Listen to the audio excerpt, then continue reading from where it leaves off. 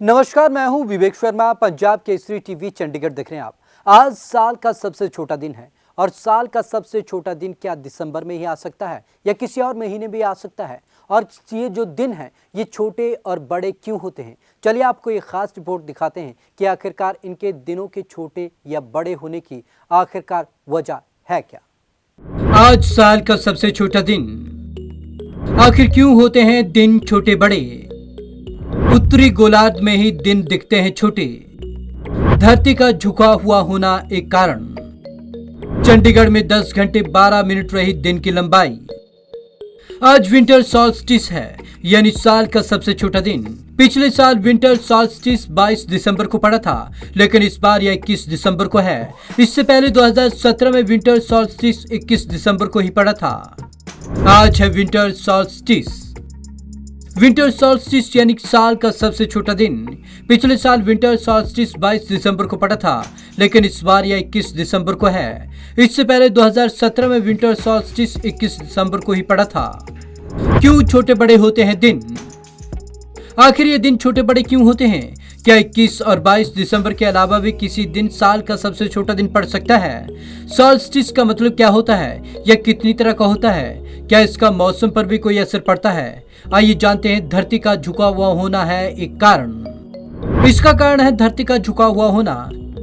दरअसल धरती ही नहीं बल्कि सोलर सिस्टम का हर ग्रह अलग अलग एंगल पर झुका हुआ है। हमारी धरती भी अपने एक्सिस पर 23.5 डिग्री झुकी हुई है। धरती अपने एक्सिस पर झुके होने और उसकी धुरी पर चक्कर लगाने जैसे फैक्टर्स के कारण किसी एक जगह पड़ने वाली सूर्य की किरणों का समय साल के अलग अलग दिन अलग होता है। तो क्या आज पूरी दुनिया में साल का सबसे छोटा दिन होगा। वैसा ऐसा नहीं है कि आज पूरी दुनिया में सबसे छोटा दिन होगा। आज केवल नॉर्थ हेमिस्फीयर यानी कि उत्तरी गोलार्ध वाले देशों में साल का सबसे छोटा दिन है। वहीं साउथ हेमिस्फीयर यानी कि दक्षिण गोलार्ध वाले देशों में आज साल का सबसे बड़ा दिन है। यही वजह है कि ऑस्ट्रेलिया, न्यूजीलैंड और साउथ अफ्रीका जैसे देशों में आज साल का सबसे बड़ा दिन है। नॉर्थ हेमिस्फीयर साल के 6 महीने सूरज की ओर झुका हुआ होता है। इससे इस हेमिस्फीयर में डायरेक्ट सनलाइट आती है।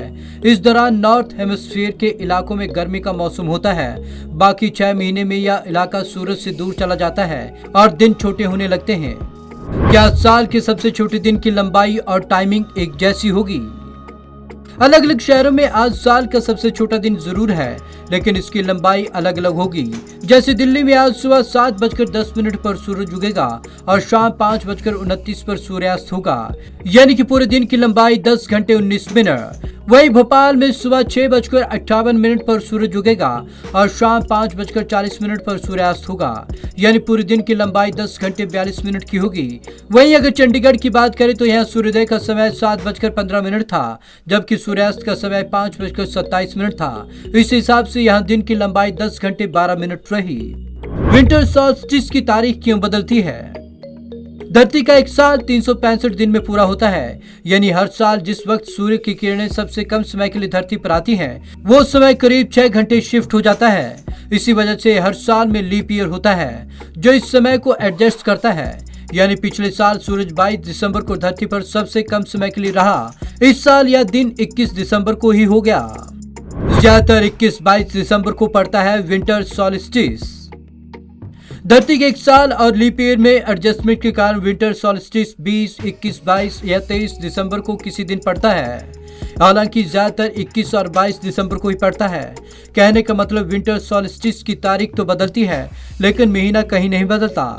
इसी तरह समर सॉल्स्टिस यानी कि साल का सबसे लंबा दिन 20 या 23 जून को पड़ता है। वहीं 21 मार्च और 23 सितंबर को दिन और रात का समय बराबर होता है। इसे इक्वेटर कहते हैं, यानी कि इस दिन सूरज धरती की भूमध्य रेखा के ठीक ऊपर होता है।